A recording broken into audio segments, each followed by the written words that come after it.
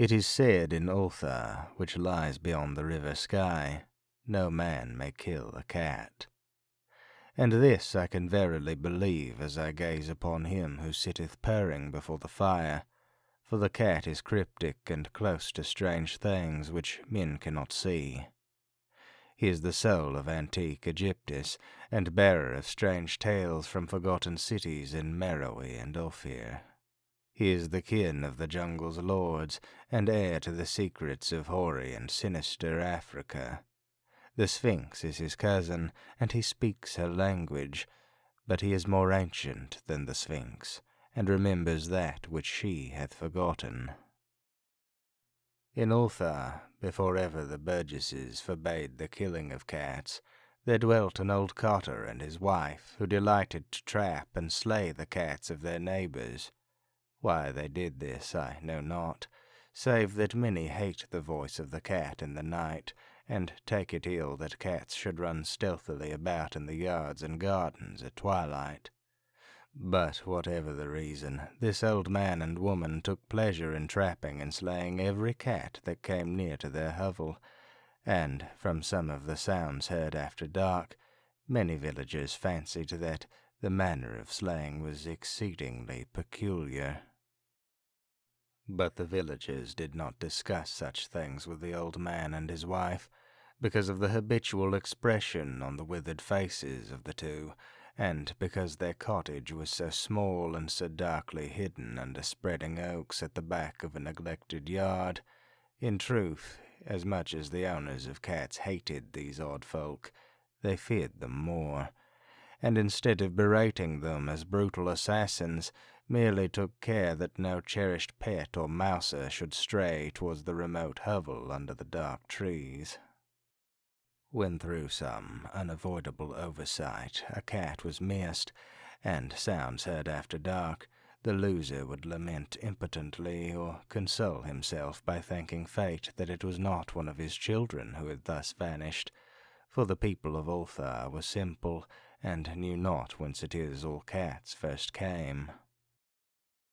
One day a caravan of strange wanderers from the south entered the narrow cobbled streets of Ulthar. Dark wanderers were they, and unlike the other roving folk who passed through the village twice every year. In the marketplace they told fortunes for silver, and bought gay beads from the merchants.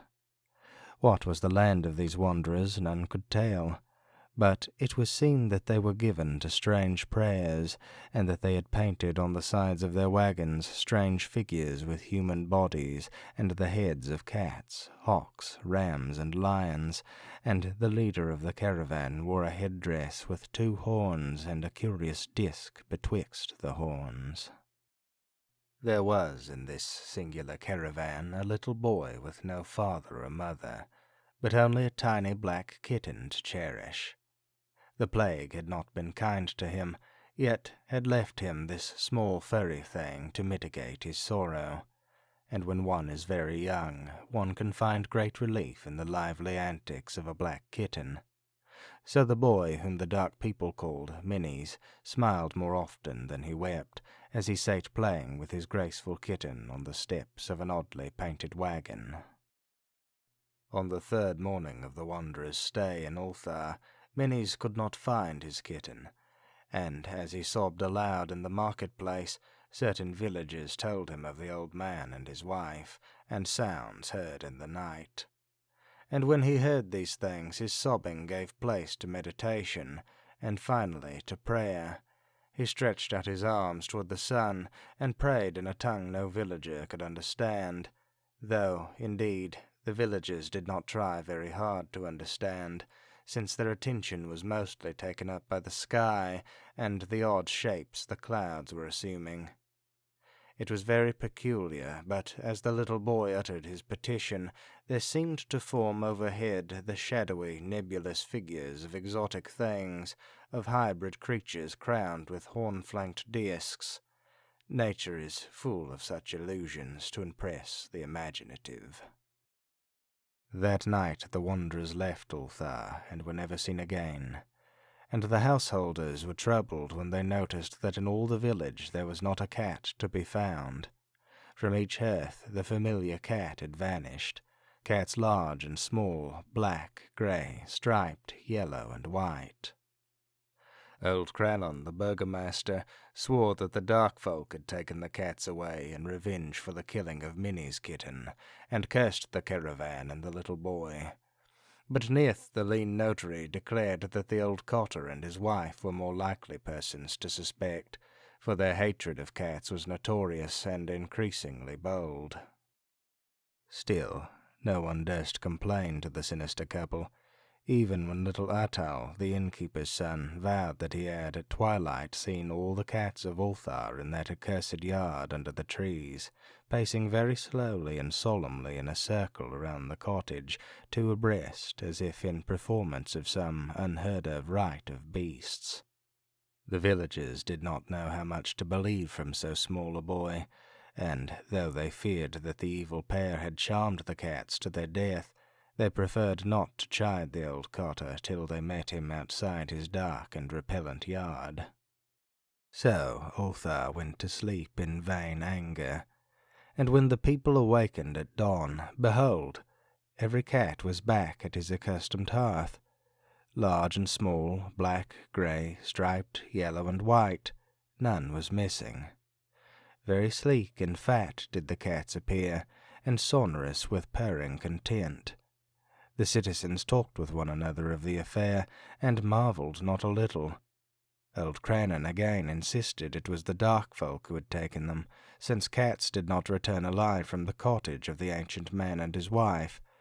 But all agreed on one thing, that the refusal of all the cats to eat their portions of meat or drink their saucers of milk was exceedingly curious.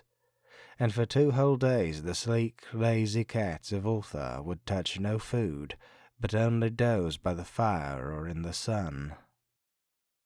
It was nearly a week before the villagers noticed that no lights were appearing at dusk in the windows of the old cottage under the trees. Then the lame Nith remarked that no one had seen the old man or his wife since the night the cats were away.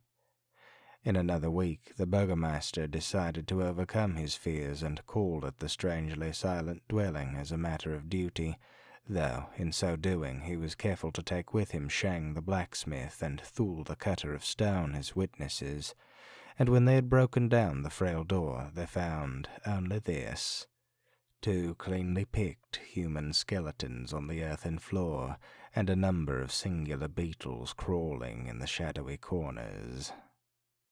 There was subsequently much talk among the burgesses of Ulthar. Zath, the coroner, disputed at length with Nith, the lean notary, and Crannon and Shang and Thul were overwhelmed with questions. Even little Atul, the innkeeper's son, was closely questioned and given a sweetmeat as a reward. They talked of the old cotter and his wife, of the caravan of dark wanderers, of small Minnies and his black kitten, of the prayer of Minnies and of the sky during that prayer, of the doings of the cats on the night the caravan left, and what was later found in the cottage under the dark trees in the repellent yard. And in the end the burgesses passed that remarkable law which is told of by traders in Hathig and discussed by travellers in Near, namely, that in Ulthar no man may kill a cat.